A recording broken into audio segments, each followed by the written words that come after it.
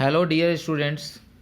तो इस वीडियो में हम चैप्टर 4 विद्युत धारिता के जो वस्तुनिष्ठ प्रश्न हैं, ऑब्जेक्टिव प्रश्न पाठ्य पुस्तक के, उनको हम लोग बनाएंगे।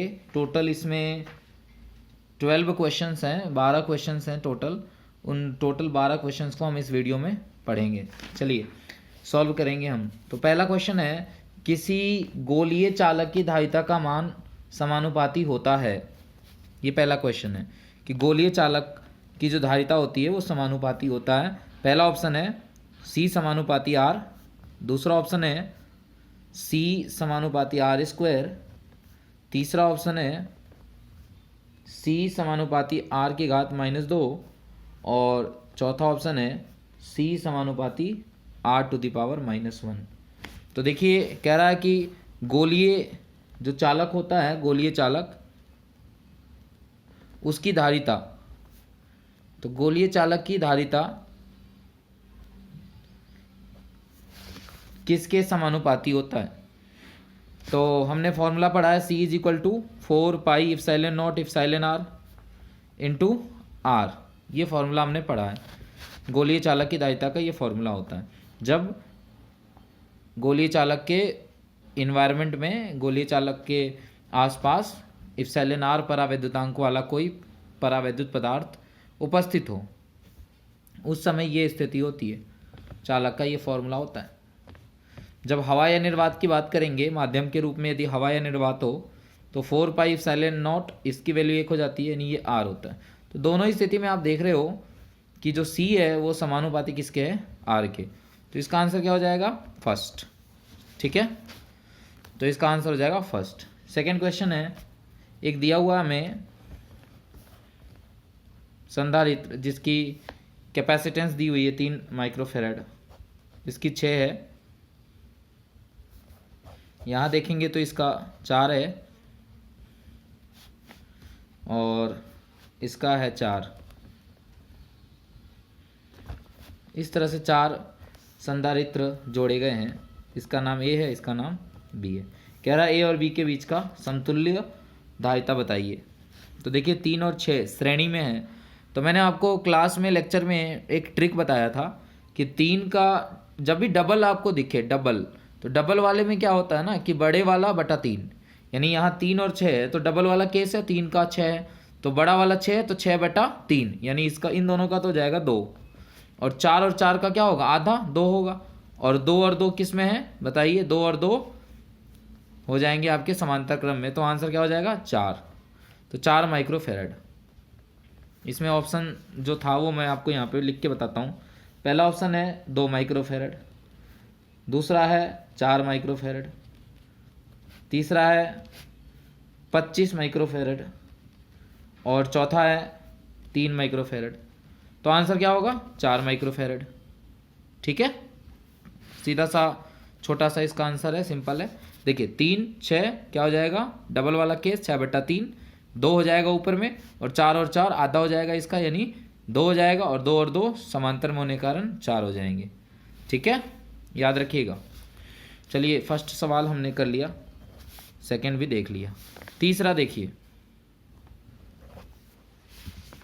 तीसरा जो सवाल है वो है, एक आवेशी संधारित्र की दोनों प्लेटों को एक तार से जोड़ दिया जाए तब, यानी एक आवेशी संधारित्र है, उसकी दोनों प्लेटों को तार से जोड़ देंगे तो क्या होगा। तो इसमें पहला ऑप्शन है विभव अनंत हो जाएगा, दूसरा ऑप्शन है आवेश अनंत हो जाएगा, तीसरा है आवेश पूर्व मान का दोगुना हो जाएगा, और चौथा है संधारित्र निरावेशित हो जाएगा। तो ये क्या कह रहा है ये आप समझिए पहले। ये कह रहा है कि एक आवेशित संधारित्र है। आवेशित संधारित्र का मतलब, एक संधारित्र लिया हमने PPC, पैरेलल प्लेट कैपेसिटर। ये पॉजिटिवली चार्ज है, देखिए ये नेगेटिवली चार्ज है, इसके पास +Q चार्ज है, इसके पास -Q चार्ज है। तो संधारित्र के पास कितना चार्ज है, Q। ऐसा हम लोग कहते हैं कि Q चार्ज है। Q चार्ज से आवेशित ये संधारित्र है। ठीक, अब कह रहा है कि इनको एक तार से जोड़ देंगे। तो आप एक तार से जैसे ही जोड़ोगे तो देखिए ये हाई पोटेंशियल पे, ये लो पोटेंशियल पे है, तो आवेश का फ्लो होगा। यानी ओवरऑल आप देख के, इस तार से जोड़ना मतलब एक तरीके से हम ऐसे कह सकते हैं कि इन दोनों प्लेटों को एक तरीके से चिपका देना आपस में, यानी इन दोनों के प्लेट को एक तरीके से टच कर देना। अब टच करेंगे तो इसके पास प्लस क्यू चार्ज है, इसके पास माइनस क्यू चार्ज है। जब तार से आप जोड़ दोगे इनको तो क्या हो जाएगा, संधारित्र पे टोटल चार्ज क्या हो जाएगा, 0 हो जाएगा। तो इसमें 4 ऑप्शन थे, जिसमें से चौथा जो ऑप्शन था वो कह रहा था कि संधारित्र निरावेशित हो जाएगा। तो यही इसका आंसर होगा, चौथा ऑप्शन ही सही होगा। संधारित्र क्या हो जाएगा, निरावेशित हो जाएगा। तार से जोड़ोगे तो प्लस जितना चार्ज है माइनस उतना चार्ज जोड़ के नेट चार्ज क्या हो जाएगा, 0, क्योंकि आपको मैंने बताया आवेशों की योज्यता, आवेश के गुणधर्म में कि आवेश नॉर्मली जोड़ा जाता है, तो टोटल चार्ज हो जाएगा 0, याद रखिएगा। और बाकी के ऑप्शन क्या थे, विभव अनंत हो जाएगा। तो विभव क्यों अनंत होगा, विभव क्यों अनंत होगा, विभव अनंत होने का तो कोई मतलब ही नहीं है, विभव तो 0 हो जाएगा। इसका भी पॉजिटिव विभव है, इसका नेगेटिव विभव है और दोनों इक्वल है, तो विभव तो उस हिसाब से जोड़ेंगे तो देखेंगे कि चार्ज ही खत्म है, तो विभव 0 होगा, तो विभव अनंत क्यों होगा, आवेश अनंत हो जाएगा। आवेश अनंत क्यों होगा, आवेश तो 0 होगा, आवेश पूर्व मान का दुगना हो जाएगा, ये तीसरा ऑप्शन है। तो दुगना क्यों होगा, आवेश तो 0 हो रहा है। चौथा ऑप्शन है संधारित्र निरावेशित हो जाएगा, बिल्कुल सही है, इसमें डी होगा आंसर। ठीक है, मैं एक्सप्लेन कर चुका हूँ। चलिए चौथा क्वेश्चन देखते हैं हम लोग। देखिए चौथा क्वेश्चन है, इजी है ये। 5 यहाँ पे है, 5 यहाँ पे है, 5 यहाँ पे है और 5 यहाँ है, और ये 5 यहाँ भी है और आगे भी 5 है, और ये जो है यहाँ जाके मिल रहा है, यहाँ गया और ये जो है यहाँ आकर मिल रहा है। ठीक है, इस तरीके से ये अपना बी है पॉइंट और ये है ए। कह रहा है ए सबका 5 है, 5 माइक्रोफेरेड। ठीक है, मैं सब पे लिख नहीं रहा हूँ, आप समझ लीजिए, सभी का 5 माइक्रोफेरेड, यानी 5 माइक्रोफेरेड वाले 1 2 3 4 5 6, टोटल 6 संधारित्र इस तरीके से जुड़े हुए, जैसा कि चित्र में दिखाया गया। कह रहा है इसका आंसर बताइए, ए और बी के बीच में समतुल्य धारिता कितनी होगी। तो आप बताइए, सबसे पहले तो ये वाला जो ब्रांच दिख रहा है, ये बीच वाला, मैं इसको हाईलाइट करता हूँ, जस्ट वेट। देखिए ये वाला जो ब्रांच दिख रहा है आपको, ये बीच वाला जो शाखा दिख रहा है, ये शाखा नहीं होगा इसमें। रीजन आपको आगे एक व्हीटस्टोन सेतु पढ़ाया जाएगा, व्हीटस्टोन ब्रिज पढ़ाया जाएगा। तो व्हीटस्टोन ब्रिज में ये बताया जाएगा, मैं साइड में यहाँ पे थोड़ा सा बता रहा हूँ, ऐसा होता है उसमें, यहाँ पे P, यहाँ पे Q, यहाँ पे R, यहाँ पे S और यहाँ पे कुछ होगा कोई भी ब्रांच।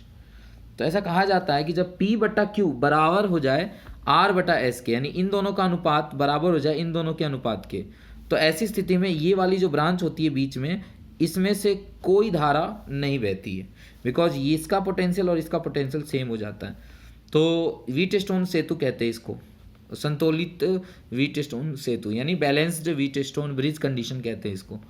तो यहाँ पर भी आप देख सकते हैं, यहाँ पे 5 है, यहाँ पे 5 है, यहाँ ये भी 5 है और ये भी 5 है। ठीक है, सभी 5 है, 5 माइक्रोफेराड है। तो इन दोनों के बीच में ये अटक रहा है ये वाला। तो देखिए 5/5 क्या होगा, 1 क्या होगा, 5/5 क्या होगा, 1, और यहाँ 5/5, ये भी 5/5 क्या होगा, 1। तो इसका अनुपात क्या हुआ, बराबर हुआ। तो इसका मतलब ये ब्रांच हम लोग क्या करेंगे, कैंसल आउट कर देंगे। तो अब देखिए अब इसका डायग्राम कैसा बन जाएगा, जब ये कैंसल आउट हो जाएगा तो इसका डायग्राम कुछ ऐसा बन जाएगा। आप देखिए मैं यहाँ पे बना रहा हूँ, थोड़ा छोटा बनाऊंगा, आप इसको समझिए।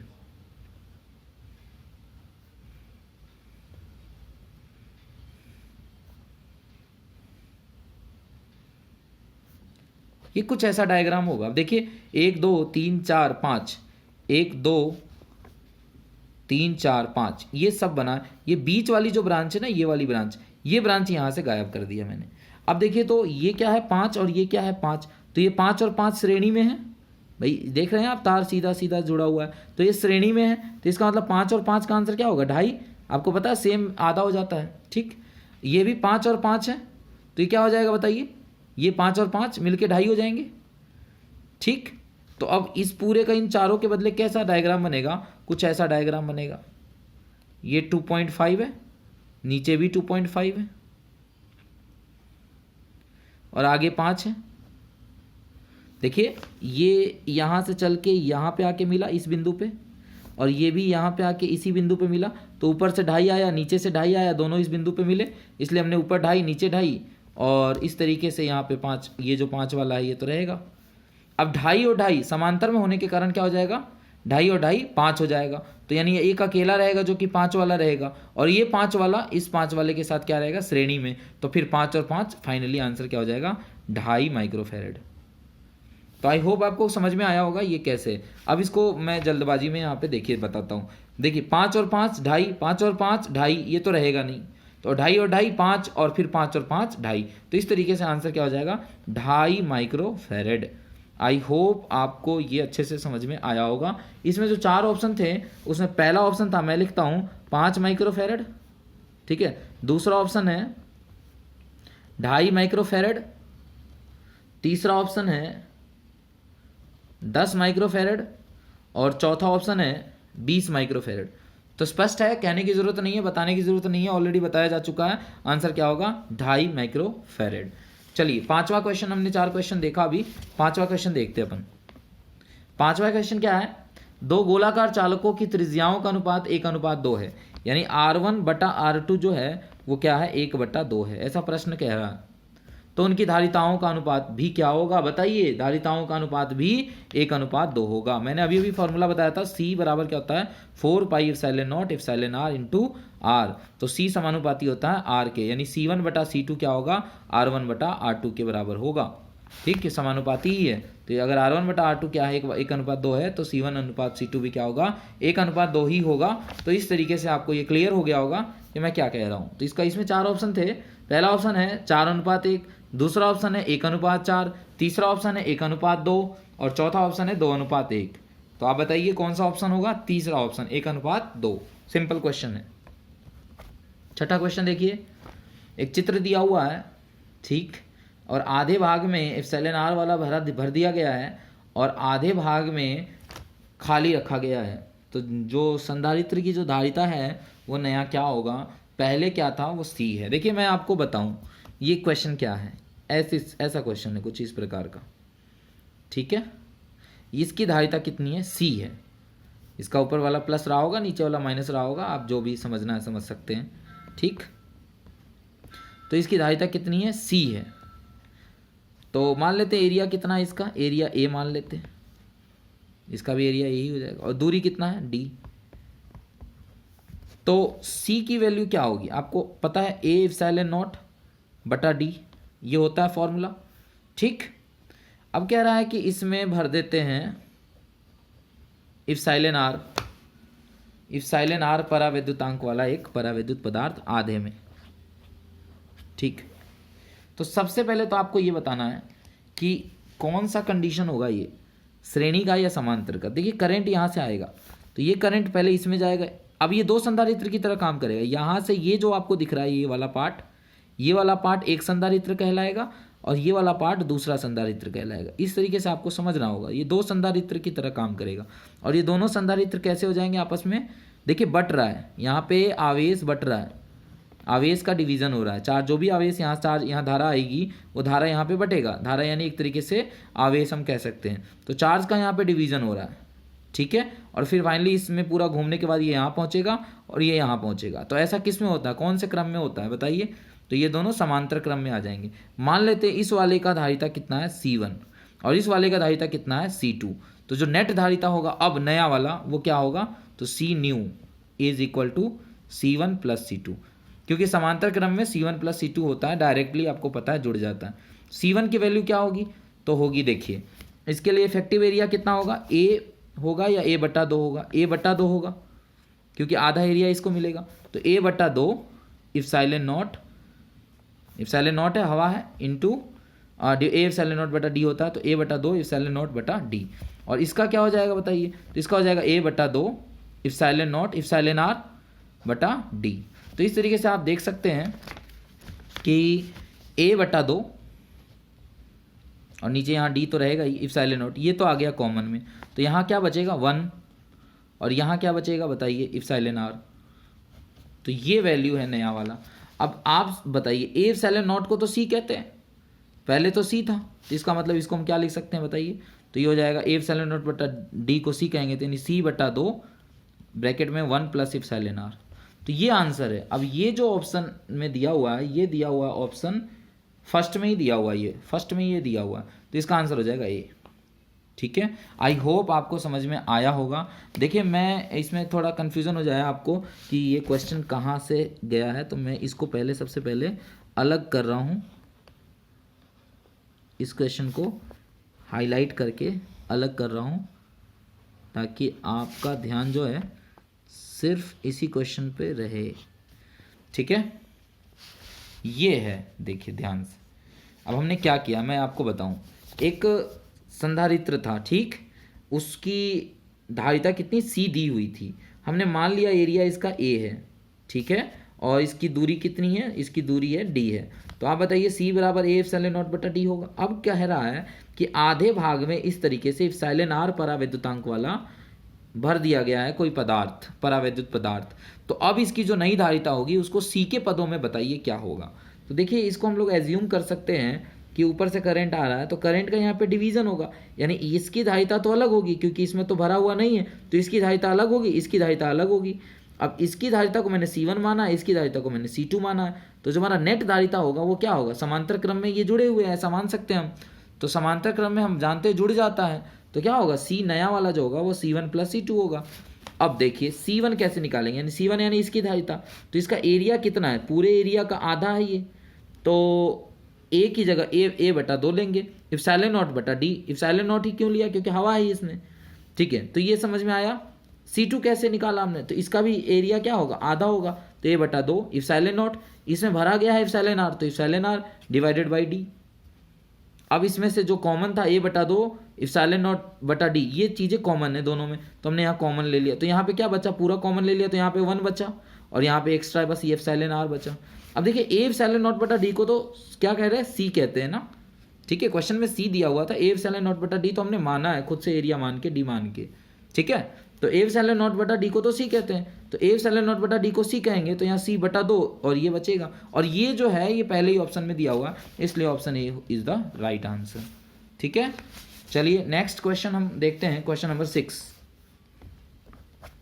ठीक है, सबसे पहले मैं यहाँ पे एक लाइन खींच देता हूँ ताकि कंफ्यूजन आपको ना हो।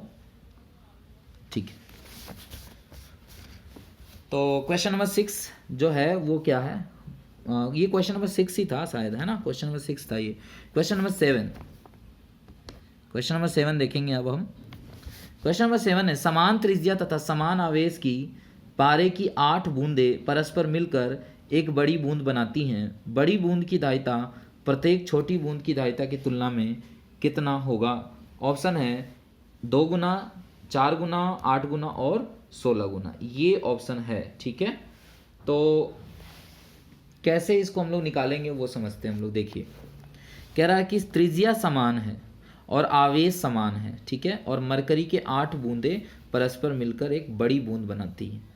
ठीक है, यानी स्मॉल आर वाले और स्मॉल क्यू वाले आवेश वाले छोटे छोटे जो गोले हैं, बूंदे हैं, बूंद बूंद यानी गोला कह सकते हैं हम लोग, तो इसकी त्रिज्या कितनी है, स्मॉल आर हमने माना है। इस पर आवेश कितना है बताइए, तो इस पर आवेश है क्यू, स्मॉल क्यू हमने माना है। ठीक है, इस तरह की टोटल कितनी है, 8 बूंदे हैं। ये किसकी बूंदे हैं, मेटल की बूंदे हैं, इसलिए लिखा गया है पारा यानी Hg, मरकरी। तो आपको पता है एकमात्र ऐसा लिक्विड मेटल है, एकमात्र मेटल है जो लिक्विड फॉर्म में पाया जाता है, वो होता है नॉर्मल टेम्परेचर पे लिक्विड फॉर्म में पाया जाता है, वो होता है मरकरी। और मरकरी क्या है बताइए, चालक है या कुचालक है, तो चालक है, तो ये चालक गोले हो गए एक तरीके से। ठीक है, इसलिए मरकरी की बात हो रही है। अब कह रहा है इन सबको मिला के एक बड़ी बूंद बना दी गई, तो उसकी क्या त्रिज्या होगी, पहले तो ये हम लोग डिसाइड कर लेते। तो मान लिया आर, तो बताइए आयतन तो सेम होगा ना, तो अपन लिखेंगे 8 गुना 4/3 पाई आर क्यूब। ये क्या हो जाएगा, एक छोटे बूंद के का आयतन होगा, और ये इसको 8 से गुना करेंगे तो सब मिल जाने पे टोटल आयतन होगा, और टोटल आयतन इस बड़े वाले गोले के आयतन के बराबर होना चाहिए, यानी 4/3 पाई कैपिटल आर क्यूब। अब 4/3 पाई ये तो कट गया, ठीक है, तो इसको लिख सकते हैं हम लोग 2r का होल क्यूब। ठीक है, 8r क्यूब को लिख सकते हैं 2q r क्यूब, यानी 2r का होल क्यूब। इधर क्या है, r क्यूब, तो अब क्यूब से क्यूब कट गया तो r की वैल्यू हो गई 2r। तो एक तो ये बात पता चल गया, ठीक, कि r की वैल्यू हो गई 2r। चलिए इस पे टोटल चार्ज कितना होगा, टोटल चार्ज मान लिया q, तो टोटल चार्ज q बराबर क्या होगा आप बताइए। तो एक पे कितना है, स्मॉल q, तो 8 पे कितना होगा 8Q, तो वही 8Q हो जाएगा इस बड़े वाले पे, हालांकि इसकी ज़रूरत नहीं है बट फिर भी। अब कह रहा है कि बड़ी बूंद की धारिता, तो बड़ी बूंद की धारिता क्या होगा, तो C बिग क्या होगा 4 pi epsilon not into capital R। प्रत्येक छोटी बूंद की धारिता की तुलना में कितना होगा, तो एक छोटी यानी छोटी बूंद की धारिता यानी स्मॉल सी क्या होगा बताइए, स्मॉल बूंद की जो धारिता होगी सी वो क्या होगा 4 pi epsilon not into small r होगा। तो कह रहा है कि कितना होगा, यानी हमें बेसिकली इसका अनुपात देखना है, कितना गुना होगा इसका, तो पता चल जाएगा जब अपन अनुपात निकालेंगे। तो 4 पाई एप्सिलॉन नॉट ये काट देंगे तो r बटे r आ रहा है, और r की वैल्यू को हमने क्या देखा, r की वैल्यू है 2r, यानी इसकी जगह पे हम लोग लिख सकते हैं 2r, तो r से r कट जाएगा, यानी बेसिकली यहाँ पे 2:1 आ रहा है, यानी C बिग बटे C स्मॉल, ये कितना आ रहा है 2:1, इसका मतलब डबल है। ठीक है, जो CB है वो क्या है, देखिए CB जो है वो क्या आ गया 2CS है, यानी जो छोटी बूंद की जो धारिता है उसका 2 गुना धारिता वाला क्या है, बड़ी बूंद की धारिता है। ठीक है, इसमें ऑप्शन में जो है वो है, पहला ऑप्शन है 2 गुना, दूसरा ऑप्शन है 8 गुना, तीसरा है 4 गुना और चौथा है 16 गुना, तो आंसर क्या होगा 2 गुना होगा। तो आई होप समझ में आया होगा, आपको समझ में आना भी चाहिए। देखिए बहुत ही सिंपल क्वेश्चन है, हालांकि ये जो मैंने निकाला Q = 8Q इसकी ज़रूरत नहीं थी। ये क्वेश्चन क्या था मैं रिपीट करूँ, देखिए R की वैल्यू जो है ये हमने खुद से माना है, एक छोटी बूंद है, पारा की एक छोटी बूंद है जिसकी त्रिज्या स्मॉल r माना है और चार्ज उस पर Q माना है। कह रहा है ऐसी 8 बूंदें हैं तो इनको मिला के एक बड़ी बूंद बनाई जा रही है, तो एक की जो धारिता होगी और इसकी जो धारिता होगी, इसकी धारिता इससे कितना होगा, कितना गुना होगा, ये क्वेश्चन था। तो हमने क्या किया, आयतन सेम किया, तो इन एक का आयतन क्या होगा 4/3 पाई स्मॉल r क्यूब। ठीक है, इसको 8 से गुना किया तो टोटल आयतन इसका हो गया, और ये आयतन इसके आयतन के बराबर होगा, तो 4/3 पाई r क्यूब। तो इस तरीके से हमने देखा कि 8 को 2r करके इस तरीके से हमने देखा कि r की वैल्यू 2r आ गया, और चार्ज अगर टोटल निकाला जाए तो कितना होगा 8Q हो जाएगा, क्योंकि एक पे स्मॉल Q है, हालांकि इसकी ज़रूरत नहीं है। अब कह रहा है C बिग बटा C स्मॉल, C बिग कैसे लिखेंगे 4 pi epsilon not into capital R की जगह स्मॉल 2r लिख सकते हैं ना, और C स्मॉल की जगह 4 pi epsilon not into R। अब देखिए 4 पाई एप्सिलॉन नॉट सब कट गया, यहाँ पे कैपिटल R बचा, यहाँ पे स्मॉल r बचा, तो कैपिटल R को 2r लिख सकते हैं, तो R से R कट गया तो 2:1 बचा, इसका मतलब डबल है। ठीक है, आंसर क्या हो जाएगा डबल। तो ये था, तो कितने सवाल हो गए हमने कर लिए अभी तक, 7 सवाल कर लिए।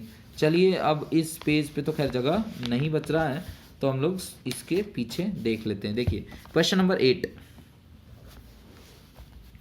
तो क्वेश्चन नंबर 8 क्या है, एक संधारित्र की धारिता C है, इसे विभवांतर V तक आवेशित किया गया है, यानी C तो इसका धारिता है और V इसका विभवांतर है। अब यदि इसे प्रतिरोध से संबंधित कर दिया जाए, यानी इसको किसी प्रतिरोध से जोड़ देंगे, ठीक है, तो क्या होगा, ऐसा क्वेश्चन है कि तब ऊर्जा क्षय की मात्रा कितनी हो जाएगी, ऊर्जा जो लॉस होगी वो कितनी हो जाएगी। तो ऊर्जा क्षय का तो मैंने आपको बता रखा है 1/2 CV² होता है, तो सिंपल ही है, इसमें तो कुछ करना ही नहीं है भाई। कह रहा है कि C तो इसकी क्या है कैपेसिटी है, V तो इसका क्या है विभवांतर है, और कह रहा है प्रतिरोध से जोड़ दिया जाए, तो प्रतिरोध से जोड़ने का तो मतलब कुछ है ही नहीं ना, समझे नहीं आप बात को। ये है प्लस और ये क्या है माइनस, तो इस पर प्लस Q चार्ज है, इस पर माइनस Q चार्ज है। अब इसका जो विभवांतर है वो क्या है V, ठीक है, और कैपेसिटी कितनी है कैपेसिटेंस C।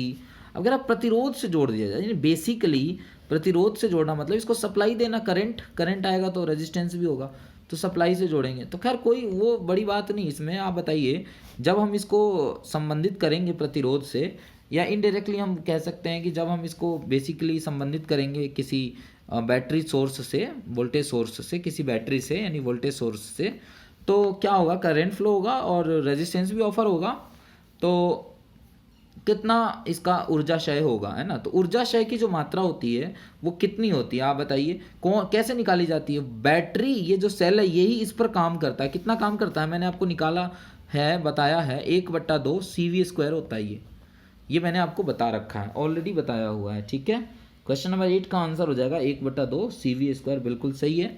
इसमें 4 ऑप्शन है, एक तो CV² है, एक 1/2 CV² है, एक 1/3 CV² है, और 1/2 QV² है। ये 4 ऑप्शन है, तो इसका आंसर क्या हो जाएगा? 1/2 CV²।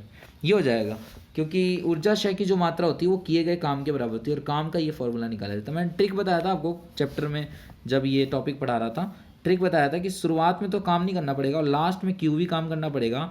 और क्योंकि ये वेरिएबल है फोर्स यहाँ पे, तो इसलिए फोर्स यानी यहाँ पे एक्चुअली वोल्टेज की बात हो रही है, तो वोल्टेज यहाँ पे वेरिएबल है, तो यहाँ पे हम लोग इंटीग्रेट करते हैं, या फिर ये ट्रिक काम में लेते हैं जिसमें औसत निकालने की बात कही गई थी। तो शुरुआत में तो 0 काम करना पड़ेगा, लास्ट में QV काम करना पड़ेगा, तो उससे 2 से डिवाइड करेंगे हम लोग, तो क्या हो जाएगा बताइए? औसत ले लेते हैं इस तरीके से, है ना, तो QV/2, तो यही होता है हमारा W। अब Q को हम लोग लिख सकते हैं CV, तो CV और इंटू V, तो क्या हो जाएगा? CV 1/2 CV²। तो ये मैंने आपको टॉपिक भी कराया हुआ है, तो एक तरीके से डेरिवेशन भी बता दिया मैंने शॉर्ट में यहाँ पे। चलिए नेक्स्ट क्वेश्चन जो है हमारा देखते हैं, क्वेश्चन नंबर 9। क्वेश्चन नंबर 9 कह रहा है, यदि एक संधारित्र को आवेश Q देने पर संग्रहित ऊर्जा W है, ठीक है, Q आवेश दिया हमने, W उसमें ऊर्जा संग्रहित हुई है, तो W यानी QV/2 इतना ही होता है, ये हमें पता है, जहाँ की V उसका विभवांतर होता है। आवेश दुगुना करने पर, आवेश को हम लोग डबल करेंगे तो बताइए कि कितना हो जाएगा संग्रहित ऊर्जा? संग्रहित ऊर्जा कितना हो जाएगा? यानी Q से अगर करेंगे 2Q तो W कितना हो जाएगा? तो देखिए W बराबर QV/2 होता है, हमें पता है। तो आप सोचोगे कि Q अगर 2Q हो रहा है तो W भी 2W हो जाएगा। इस पहले ऑप्शन बताऊं मैं आपको, ऑप्शन है 2W, 4W और C है 8W और D है W/2, ये है। और इसका आंसर देखो, सभी मैक्सिमम बच्चे 2W इसका आंसर सोचेंगे कि आंसर इसका होगा 2W, बट एक्चुअली ये थोड़ा ट्रिकी क्वेश्चन है, इसका आंसर होगा 4W। अब देखिए W जो होता है हमें पता है QV/2, अभी बताया यहाँ पे ना, QV/2। तो आप सोचोगे कि Q यदि 2Q किया है तो ये अगर डबल होगा तो ये भी डबल हो जाएगा, लेकिन बेटा ये ध्यान दो, यहाँ पे /2 है, /2 तो खैर फिक्स है, चलिए ये तो फिक्स है, कोई दिक्कत नहीं, लेकिन ये V भी तो है, अगर Q डबल होगा तो V भी डबल होगा। क्यों? याद करिए V क्या होता है, चलिए V क्या होता है? KQ/R होता है। तो सोचिए अगर ये डबल होगा तो ये भी तो डबल होगा ना, तो यहाँ पे Q को डबल करने से V भी डबल होगा, तो ये 2 गुना हुआ, ये 2 गुना हुआ, तो 2 गुना 2 ये 4 गुना हो जाएगा, तो आंसर 4W होगा। एक तो ये तरीका, नहीं तो इसी का एक दूसरा रूप पढ़ाया था Q²/2C, ठीक है, और इसी का एक और रूप पढ़ाया था 1/2 CV²।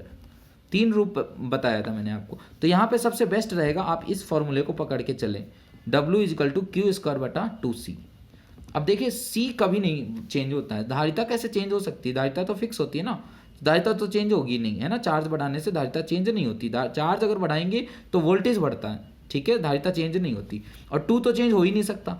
अब देखिए डायरेक्ट संबंध है, अगर Q को आप डबल करोगे, 2 गुना करोगे, तो W क्या हो जाएगा? 4 गुना हो जाएगा, क्योंकि 2 का स्क्वायर, ठीक है। तो यहाँ से क्लियर है कि W नया जो होगा वो पुराने W का 4 गुना होगा, ठीक है। मैंने 2 तरीके से इसको आपको बता दिया, ठीक है। चलिए क्वेश्चन नंबर 10।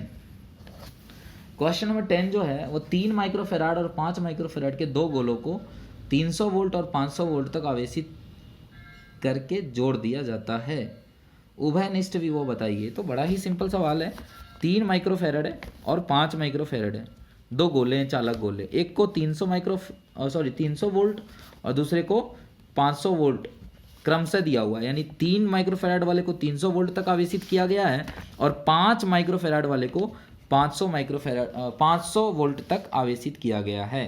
कह रहा उभयनिष्ठ विभव यानी कॉमन पोटेंशियल बताइए। तो कॉमन पोटेंशियल का फॉर्मूला मैंने बताया था C1V1 + C2V2 divided by C1 + C2, याद हो तो यदि, ठीक है।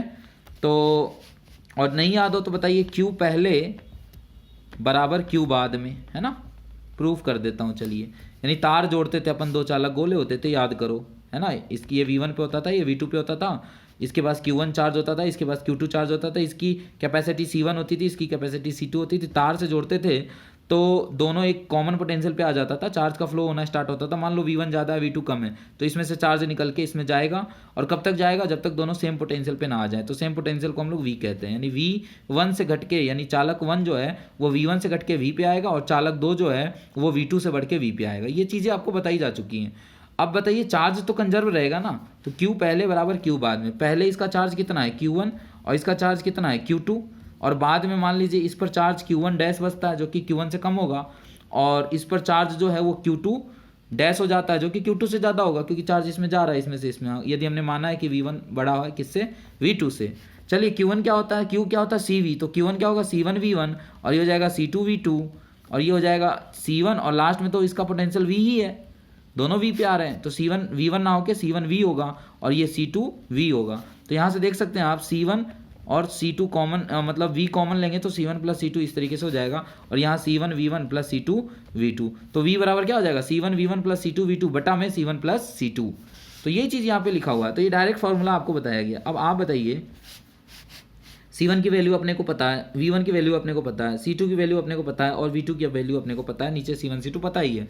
तो इस तरीके से आंसर क्या हो जाएगा, चलिए बताइए, दोनों को गुना करना है, तो 3 3 9 हो जाएगा, ठीक, प्लस और 5 गुने 5 25 हो जाएगा, ठीक है। और आप देखिए डबल जीरो इसमें है और इसमें माइक्रो है, तो माइक्रो में होता है 10 की घात -6, और ये +2 है, तो 10 की घात -4 से गुना कर देंगे। समझ में आया -4 कैसे लिखा हमने, ठीक है, समझ में आ रहा होगा। और नीचे क्या हो जाएगा, देखिए C1 प्लस C2 यानी 5 3 8, तो 8 गुना 10 की घात -6 लिखेंगे यहाँ पे, समझ में आ रहा होगा आपको, ठीक है।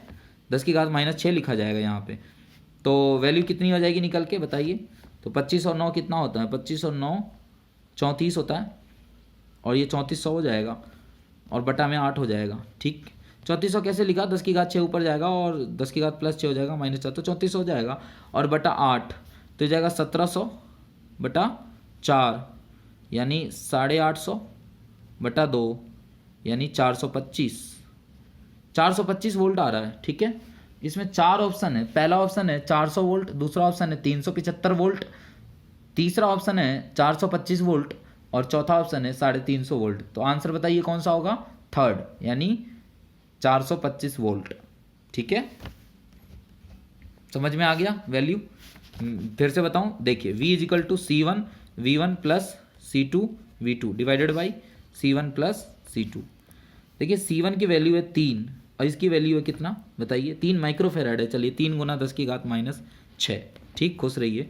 और V1 की वैल्यू क्या है 300, प्लस इसकी वैल्यू क्या है, ये ऐसे है, इसकी वैल्यू क्या है, तो इसकी वैल्यू है 5 गुना 10 की घात -6, और इसकी वैल्यू कितनी है, V की वैल्यू 500, और बटा में 3 गुना 10 की घात -6 प्लस 5 गुना 10 की घात -6। अब इसको हल किया है, सिर्फ 425 आया, हल कर लीजिएगा आप, ठीक है, वैल्यू रख के 425 वोल्ट, ठीक है। 3 3 9 और 5 5 25, 25 9 34, और यहाँ पे डबल जीरो है, यहाँ पे -6 है, तो 10 की घात -4, ये भी 10 की घात -4, तो और नीचे 10 की घात 6 ऊपर जाएगा, तो 10 की घात +6 में से -4, 10 की घात 2 यानी 100, यानी 34 पहले से था, यानी 3400 बटे 8, 3400 बटे 8 यानी 1700 बटे 4, 1700 बटे 4 मतलब 850 बटे 2, 850 बटे 2 मतलब 450 वोल्ट। क्लियर है, ठीक है। तो ये क्वेश्चन था। अब हम लोग बढ़ेंगे क्वेश्चन नंबर 11 की तरफ, है ना। देखिए 11वें क्वेश्चन में कह रहा है, एक आवेशी समांतर प्लेट की प्लेटों के मध्य स्थितिज ऊर्जा U0 है। यदि एक εr परावैद्युतांक वाली पट्टिका मध्य में रख दी जाए तब नवीन स्थितिज ऊर्जा क्या होगी, नई जो स्थितिज ऊर्जा होगी वो क्या होगी। U0 दी हुई है कब, जब कुछ नहीं भरा है प्लेटों के बीच में, ठीक है, हवा है। और आपको पता है हवा के केस में C क्या होता है, ये होता है A ε0 D। और यदि इसमें भर देते हैं परावैद्युत पदार्थ तो उस केस में C क्या हो जाता है, हो जाता है A ε0 D, और ये गुना हो जाता है किससे, εr से। यानी बेसिकली आपको पता है εr गुना हो जाता है, धारिता बढ़ जाती है, ठीक है। तो U0 दी हुई है कब, जब हवा है, और कह रहा है कि क्या हो जाएगा, कितना गुना हो जाएगा, या क्या हो जाएगा, क्या होगी वैल्यू नई स्थितिज ऊर्जा की, कब, जब इसमें भर देंगे क्या, परावैद्युत पदार्थ εr वाला।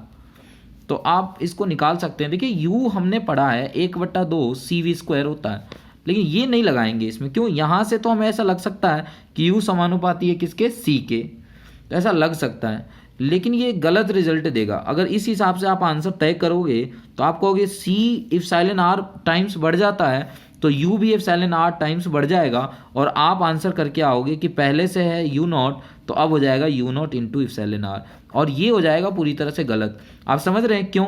क्योंकि 1/2 तो चलो नियत है, लेकिन आप u को सीधे सीधे c पे डिपेंडेंट नहीं बता सकते, u v पर भी डिपेंड करता है। जब आप परावैद्युत पदार्थ भरते हो इसके अंदर तो ये केवल c पर इफेक्ट नहीं डालता बल्कि v पर भी इफेक्ट डालता है।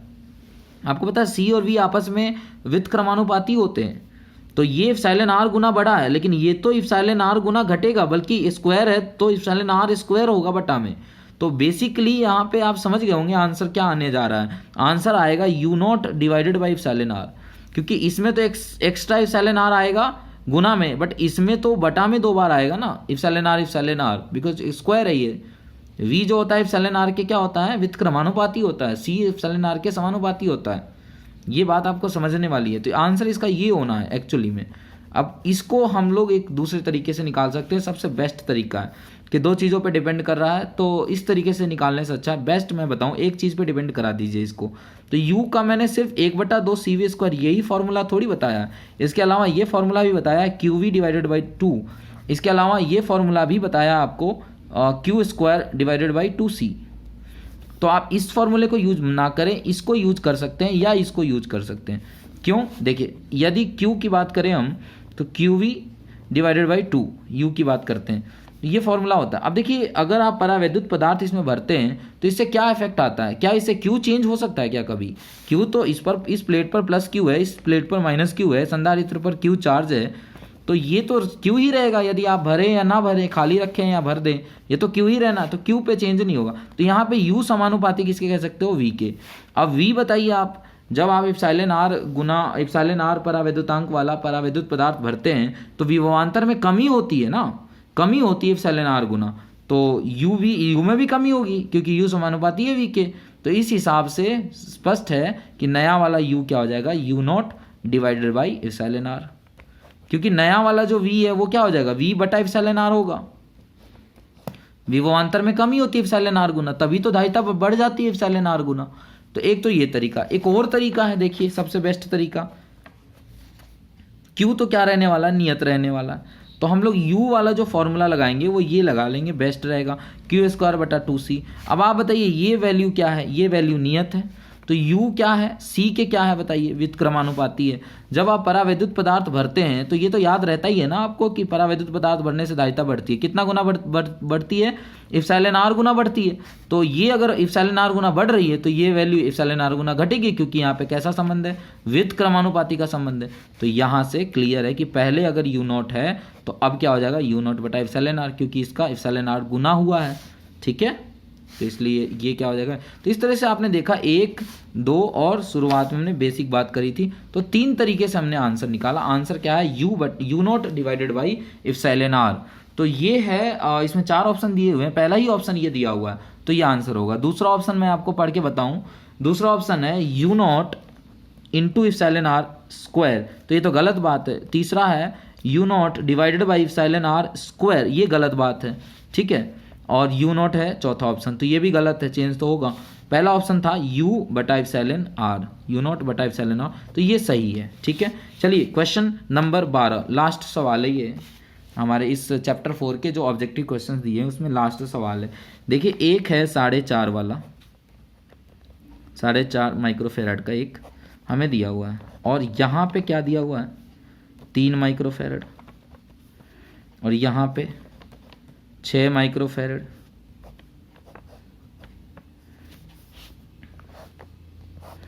और ये क्या है बताइए? प्लस माइनस 12 वोल्ट, ठीक है, ये क्वेश्चन है, ठीक है। और नहीं ये जो पार्ट दिख रहा है ना, ये वाला पार्ट ये नहीं है, ये कहाँ, ये क्यों रहेगा? ये तो दिया हुआ है ना। कह रहा है कि 4.5 माइक्रोफेराड वाले संधारित्र पर विभवांतर बताइए, इस पर विभवांतर बताना है अपने को। तो देखिए बहुत ही सिंपल सवाल है ना। ऑप्शन बता दूं मैं आपको इसके, ऑप्शन है, पहला ऑप्शन है 8 डिवाइडेड बाई 3 वोल्ट, दूसरा ऑप्शन है 4 वोल्ट, तीसरा ऑप्शन है 6 वोल्ट और चौथा ऑप्शन है 8 वोल्ट। ये 4 ऑप्शन है, ठीक है। अब इसको निकालना बहुत आसान है। देखिए ये बताइए 6 और 3 इसका आंसर क्या आने जा रहा है समांतर में, तो इसका आंसर 9 आने जा रहा है। यानी बेसिकली आप 2 संधारित्र मान के चल सकते हैं। यहाँ पे 4.5 माइक्रोफेराड वाला एक लगा है और यहाँ पे 9 माइक्रोफेराड वाला एक लगा है। आप ये बताइए ज़्यादा धारिता वाला ज़्यादा विभवांतर लेगा या कम लेगा? तो ज़्यादा धारिता वाला कम विभवांतर लेगा और कम धारिता वाला ज़्यादा विभवांतर लेगा, यानी ज़्यादा वोल्टेज ये लेगा और कम वोल्टेज ये लेगा। आप बताइए ये टोटल है कितना? ये 9 है और ये 9 का आधा 4.5 है। तो ये अगर आधा है धारिता के मामले में तो वोल्टेज के मामले में ये डबल होगा, सीधी सी बात है। यानी आप समझ रहे होंगे जैसे वोल्टेज चाहे जितना भी हो उसका 2 हिस्सा ये रखेगा और 1 हिस्सा इसको देगा। क्लियर है ना? क्योंकि 4.5 माइक्रोफेराड इसके पास है और 9 माइक्रोफेराड इसके पास है, तो ज़्यादा धारिता वाले के पास कम वोल्टेज होगा और कम धारिता वाले के पास ज़्यादा वोल्टेज होगा। सेकेंड टाइम रिपीट कर रहा हूँ मैं ये बात। तो कितना कम है? ये इससे आधा कम है, ये 9 है, ये टोटल 9 है और ये 4.5 है। तो धारिता के मामले में ये आधा है, तो वोल्टेज के मामले में ये डबल होगा। यानी ये 2 हिस्सा वोल्टेज अपने पास रखेगा, इसको 1 हिस्सा वोल्टेज देगा। तो टोटल कितने हिस्से हुए? 3 हिस्से हुए। 3 हिस्से होंगे। किसके 3 हिस्से होंगे? इस 12 वोल्ट के 3 हिस्से होंगे। तो 12 वोल्ट के 3 हिस्से होंगे जिसमें से 2 हिस्सा ये रखेगा, 1 हिस्सा इसको देगा, ठीक है, 9 माइक्रोफेराड वाले को। तो 1 हिस्सा कितना होगा, 2 हिस्सा कितना होगा आप बताइए। पहले तो 12 वोल्ट के 3 हिस्से करिए। तो 12 वोल्ट के जब 3 हिस्से करोगे तो आएगा 4 वोल्ट। अब 4 वोल्ट इसको मिल जाएगा और 8 वोल्ट इसको मिल जाएगा। तो क्वेश्चन था कि 4.5 माइक्रोफेराड वाले जो संधारित्र है उस पर विभवांतर बताइए। तो उस पर विभवांतर क्या होगा? 8 वोल्ट होगा। 8 वोल्ट, ये रहा आंसर, है ना, डी। क्लियर है? कोई दिक्कत नहीं है इसमें, 8 वोल्ट होगा, ऑप्शन नंबर डी, ठीक है। अब यदि मैं पूछूं 3 वाले का कितना होगा, तो ये बताइए कि टोटल कितना है? 9, और 9 पर कितना वोल्टेज है? 9 पर वोल्टेज है 4 वोल्ट। तो ये समांतर में रह गए ना, तो 4 वोल्ट इसको भी मिलेगा, 4 वोल्ट इसको भी मिलेगा। इसमें दिमाग लगाने की ज़रूरत नहीं है कि इसको कम मिलेगा ज़्यादा मिलेगा, ऐसा कुछ नहीं है। 4 के भी फिर हिस्से करने की ज़रूरत नहीं, क्योंकि ये समांतर क्रम में है ना। तो ये इसको भी 4 वोल्ट मिलेगा, इसको भी 4 वोल्ट मिलेगा, टोटल 4 वोल्ट पे है, ठीक है। तो ये इस तरीके से हमने टॉपिक को फिनिश कर लिया है। हमारा जो ये ऑब्जेक्टिव प्रश्न वाला जो ये वीडियो है उसको हम लोग यहाँ पे कर रहे हैं। देखिए लिख दिया है मैंने, दी एंड। चलिए मिलते हैं नेक्स्ट वीडियो में।